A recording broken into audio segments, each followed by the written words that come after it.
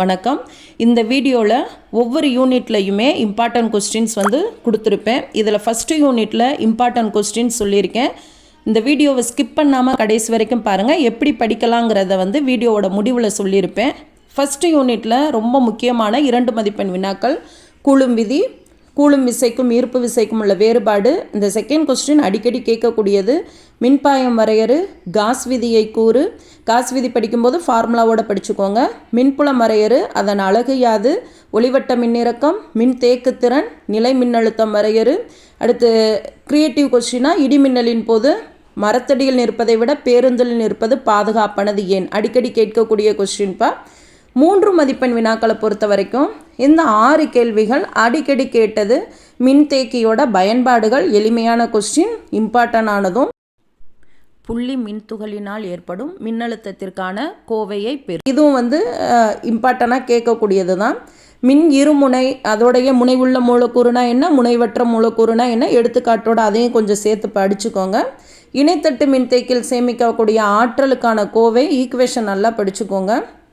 மின்புல விசை கோடுகளின் பண்புகள், இதுவும் அடிக்கடி கேட்கக்கூடிய கொஸ்டின் தான். கூலும் விதியிலிருந்து காஸ் விதியை பெறுக, இதுவும் முக்கியமான கொஸ்டின்.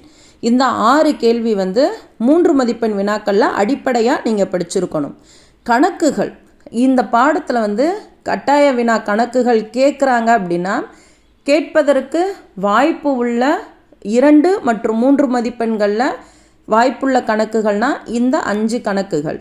இதில் ஃபஸ்ட்டு ப்ராப்ளம் பார்த்திங்கன்னா, ஒரு கூலும் மின்னூட்ட மதிப்புடைய எதிர்மின் துகளில் உள்ள எலக்ட்ரானோட எண்ணிக்கை எண் கண்டுபிடிக்க சொல்லியிருக்காங்க.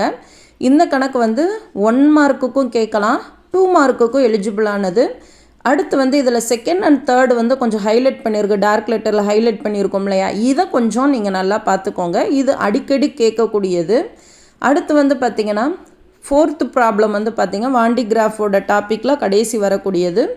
இதுவும் கேட்டிருக்காங்க. இந்த 5th ப்ராப்ளம் ரொம்ப ரொம்ப இம்பார்ட்டன்டானதுப்பா. இந்த 5th பார்த்திங்கன்னா 2 டிவிஷனாக இருக்கும். மின்தேக்கியின் மின் தேக்கு திறனை கணக்கிடு ஒன்று இருக்கும். ரெண்டாவது மின்னூட்ட மதிப்பை கணக்கிட சொல்லியிருப்பாங்க. ஸோ இந்த 2ல் இப்போ 2 மார்க் அப்படின்னு சொன்னால் ஃபஸ்ட்டு உள்ளது மட்டும் பகுதி மட்டும் கேட்பாங்க. மின்தேக்கியின் மின்தேக்கு திறனை கணக்கிடு. 3 மார்க்காக இருந்துச்சுன்னா அதோட மின்னூட்ட மதிப்பையும் கணக்கிட சொல்லி கேட்பாங்க. இந்த 5 ப்ராப்ளமும் அடிக்கடி கேட்கக்கூடிய ப்ராப்ளம். ஸோ இந்த 5 ப்ராப்ளமும் நீங்கள் என்ன செஞ்சுக்கோங்கன்னா ஒர்க் அவுட் பண்ணிக்கோங்க. ஃபார்முலாவை நல்லா படிச்சுக்கோங்க. ஏன்னா ஃபார்முலாவுக்கு தனியாக 1 மார்க் கொடுப்பாங்க. அடுத்து 5 மார்க்கை பொறுத்த வரைக்கும் ஃபஸ்ட்டு யூனிட்டில் கோல்டன் 6ன்னு கூட சொல்லலாம். ஃபஸ்ட் யூனிட்டில் இந்த 6 கொஸ்டின் மேக்ஸிமம் எக்ஸாமுக்கு இதிலிருந்து தான் உங்களுக்கு எடுத்துகிட்டே இருக்காங்க. ஸோ இந்த 6 கொஸ்டினும் ரொம்ப தரவாக படிச்சுக்கோங்க.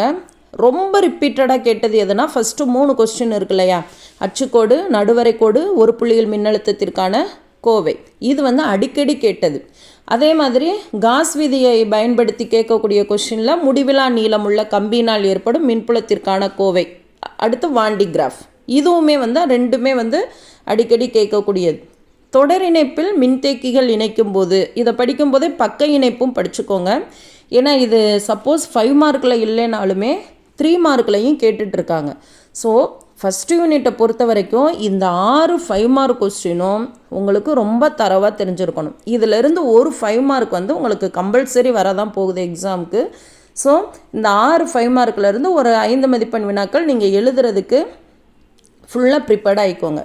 இதில் நம்ம சேனல்லையே ஃபஸ்ட்டு 3 கொஸ்டினுக்கும் உங்களுக்கு எக்ஸ்பிளைன் பண்ணி வீடியோ இருக்கும். அச்சுக்கோடு, நடுவரைக்கோடு, ஒரு புள்ளியில் மின்னழுத்தம், இந்த 3க்குமே எக்ஸ்பிளைன் பண்ண வீடியோ இருக்கும். நம்மளுக்கு ஈக்குவேஷனுக்கு ஸ்டெப் மார்க்கு தான். நம்மளுக்கு 5 மார்க்குனால் 5 மார்க் ஓவராலாக கொடுக்க மாட்டாங்க. பப்ளிக் எக்ஸாமை பொறுத்த வரைக்கும் ஒவ்வொரு ஸ்டெப்புக்கும் என்ன மார்க்கு அப்படிங்கிறத கொடுத்துருப்பாங்க. இப்போ ஃபார் எக்ஸாம்பிளுக்கு அச்சுக்கோடுனா அதோட படத்துக்கு ஒரு 1/2 மார்க்கு, விளக்கத்துக்கு ஒரு 1/2 mark, E+ and E- equation எழுதுறதுக்கு 1/2 மார்க்குன்னு இப்படி 1/2 மார்க்கு தான் செப்பரேட்டாக பிரிப்பாங்க. நம்ம சேனலில் இருக்கக்கூடிய வீடியோவே நீங்கள் எடுத்து பார்த்தீங்க அப்படின்னா உங்களுக்கு நான் அதில் மார்க் அலாட்மெண்ட் பண்ணுறதோடையே நான் உங்களுக்கு சொல்லியிருப்பேன். ஸோ அதை கொஞ்சம் நீங்கள் நல்லா பார்த்துக்கோங்க. எப்படி படிக்கிறது அப்படின்னா, இது வரைக்கும் நான் படிக்கவே இல்லை, எக்ஸாமுக்கு இன்னும் 2 மாதம்தான் இருக்குது, பயமாக இருக்குது, படிச்சிடலாமா அப்படின்னா முயற்சி செஞ்சால் முடியாதது எதுவுமே இல்லைப்பா. இப்போ நீங்கள் படிச்சிங்கன்னா கூட தாராளமாக உங்களால் 70க்கு 60 மார்க்கை வந்து நிச்சயமாக ஈஸியாக எடுக்க முடியும். 10 மார்க் அப்போ 70 அவுட் ஆஃப் 70 வாங்க முடியாதா? முடியும். அதுக்கு எல்லா ப்ராப்ளமும் நீங்கள் ஒர்க் அவுட் பண்ணணும். ஏன்னா ஒன் வேர்டில் ஒரு 5 ஒன் வேர்டு வந்து ப்ராப்ளம் பேஸ்டாக கேட்டாலும் இல்லை இன்டீரியராக கேட்டாலும் உங்களுக்கு வந்து செய்கிறதுக்கான கெப்பாசிட்டி, அப்போ நிறையா ஃபார்முலாஸ் வந்து தெரிஞ்சிருக்கணும். இப்போ என்னென்ன பாடங்கள் படிக்கலாம்? இப்போ ஃபஸ்ட்டு வால்யூமை பொறுத்த வரைக்கும் நீங்கள் யூனிட் 1, யூனிட் 2, யூனிட் 5 இந்த 3 பாடங்களும் தரவாக படிச்சுக்கோங்க. நான் என்னோடய அடுத்தடுத்த வீடியோஸில் உங்களுக்கு ஒவ்வொரு பாடத்துலையும் இம்பார்ட்டன்ட் கொஸ்டின்ஸ் வந்து நான் சொல்கிறேன். அந்த இம்பார்ட்டன்ட் கொஸ்டின்ஸை வந்து நீங்கள் தரவாக படிச்சுக்கோங்க. இப்போ யூனிட் 2 அண்ட் 5 இப்போ யூனிட் 1 சொல்லியிருக்கேன், இதை நல்லா படிச்சுக்கோங்க. இது தவிர இந்த ஃபஸ்ட்டு யூனிட்டில் நீங்கள் வேறு ஏதாவது கொஸ்டின் படிச்சிருக்கீங்கன்னா ரிவிஷன் பண்ணிக்கோங்க. யூனிட் 5 அண்ட் யூனிட் 2 இதிலெல்லாம் இருக்கக்கூடிய புக் பேக்கு கொஸ்டின்ஸை வந்து நீங்கள் நல்லா பார்த்துக்கோங்க. எவ்வளோக்கு எவ்வளோ புக்குக்கு பின்னாடி உள்ள வினாக்களுக்கு தரவாக படிக்கிறீங்களோ, முக்கியத்துவம் கொடுக்குறீங்களோ அது நல்லது. ஏன்னா எக்ஸாமில் வந்து பெரும்பாலும் புக் பேக் கொஸ்டினும் கேட்குறாங்க, இன்டீரியர் கொஸ்டினும் வரும், புக் பேக்கில் இருக்கிறதும் வரும். அடுத்து வந்து பார்த்திங்கன்னா ரிவிஷன் கம்பல்சரி. இன்றைக்கி ஒரு சாப்டரில் நீங்கள் கொஸ்டின் படிச்சிருக்கீங்கன்னா நெக்ஸ்ட் டே கண்டிப்பாக அந்த கொஸ்டின்ஸை வந்து நீங்கள் ரிவிஷன் பண்ணியிருக்கணும். அப்போ நீங்கள் ரிவிஷன் பண்ணும்போது இப்போ இதிலையே உங்களுக்கு பாருங்கள், இந்த 2 மார்க் கொஸ்டின் இருக்குது அப்படின்னா கூலுமிதி அப்படின்னு சொன்ன உடனே உங்களுக்கு கூலுமிதியோட ஆன்சர் ஞாபகத்துக்கு வந்திருக்கணும். கூலுமிசை ஈர்ப்பு விசை வேறுபாடுனா உங்களுக்கு கூலுமிசைக்கும் ஈர்ப்பு விசைக்கும் மினிமம் ஒரு 4 பாயிண்ட்ஸாவது நீங்கள் தெரிஞ்சு வச்சுருக்கணும். இப்படி கொஸ்டினை பார்த்த உடனே உங்களுக்கு ஆன்சர் ஞாபகத்துக்கு வருது அப்படின்னு சொன்னால் நீங்கள் நல்லா படிச்சிருக்கீங்கன்னு அர்த்தம். ஒரு தடவை புக்கை ரிவிஷன் பண்ணால் தான் எனக்கு ஆன்சர் ஞாபகத்துக்கு வரும் அப்படின்னா நீங்கள் நல்லா படிக்கணும். அது உங்களுக்கு எக்ஸாமில் வந்து கொஷின் பேப்பரை பார்த்த உடனே ஆன்சர் ஞாபகம் வரும், பேனா எடுத்து எழுதும்போது ஆன்சர் மறந்து போயிடும். அப்போ எனக்கு மறக்குது, எனக்கு பிரெயினில் ப்ராப்ளம் இருக்கா அப்படிங்கிற அளவுக்கு நீங்கள் திங்க் பண்ண ஆரம்பிச்சிருவீங்க. பிரெயின்லலாம் யாருக்கும் ப்ராப்ளம் கிடையாதுப்பா, நம்மளோட வேலையை நம்ம சரியாக செய்யலை, அவ்வளோதான். அப்போ நம்ம ரிப்பீட்டடாக ரிவிஷன் கொடுத்துக்கிட்டே இருந்தோன்னா நம்மளுக்கு அது நல்ல மைண்டில் ரிஜிஸ்டர் ஆயிரும். ஸ்டக் ஆகாமல் நீங்கள் பேனா எடுத்திங்கன்னா கடகடன்னு எழுதிடலாம் ஆன்சர். அப்போ நம்மளோட ரிவிஷன், நம்ம படிக்கிற மெத்தடாலஜி தான் அங்கே தப்பாக இருக்குது.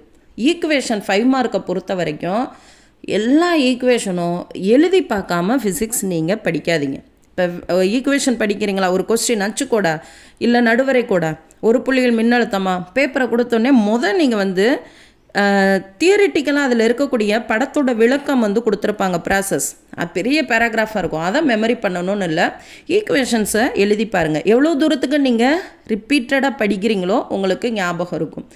நீங்கள் ரிவிஷன் கொடுக்குறதுல தான் உங்கள் ரிசல்ட்டு இருக்குது. ஸோ ஃபஸ்ட்டு படிங்க, அடுத்து ரிவிஷன் பண்ணுங்கள், எக்ஸாமில் நல்ல மார்க் வாங்கலாம். தேங்க்யூ.